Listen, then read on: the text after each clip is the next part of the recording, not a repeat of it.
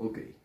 The Goth subculture is a subcultural movement that emerged in the United Kingdom between the late 1970s and mid 1980s.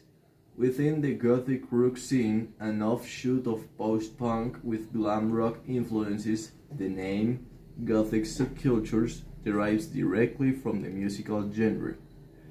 Placing ourselves in a timeline with an exact date, Gothic began to develop in the late 70s, with the arrival of punk and the birth of Gothic rock represented by groups such as Siouxsie and the Banshees, The Damned, The Cure and Joy Division.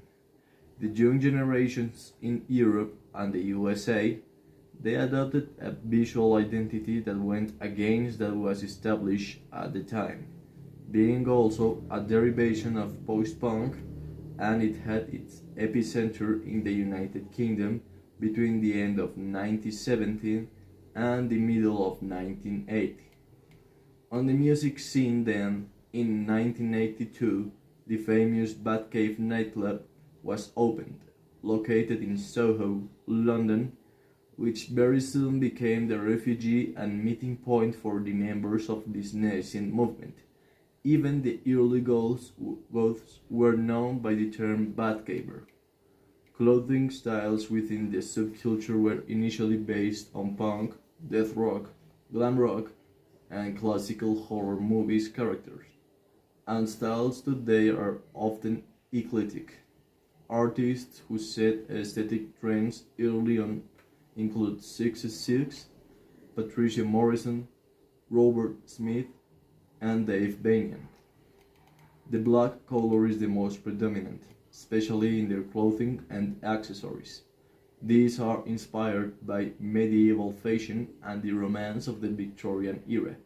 Both men and women use black nail polish, highlight the paleness of their faces using black and white makeup, and wear black military or biker boots and corsets over their clothes.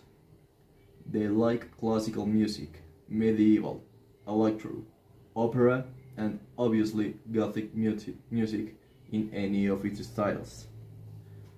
They have a special predilection for the night, and both in literature and in the cinema they like horror, vampire, and suspense themes. They are interested in everything related to darkness, death, history, psychology, and philosophy.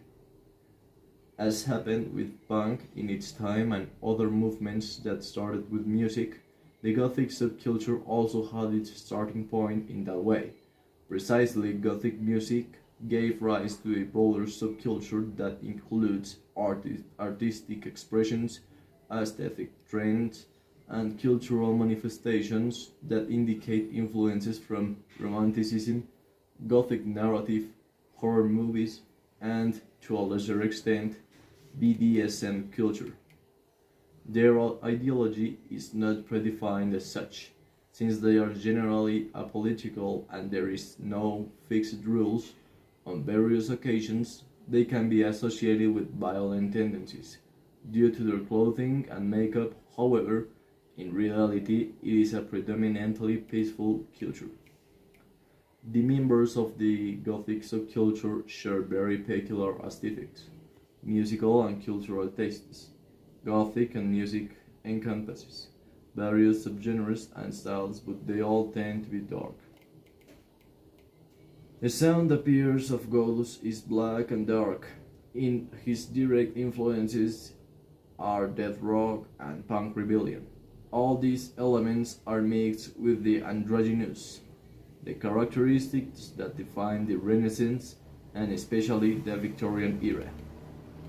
In the 1990s, the term goth and the boundaries of the goth subculture became more blurred.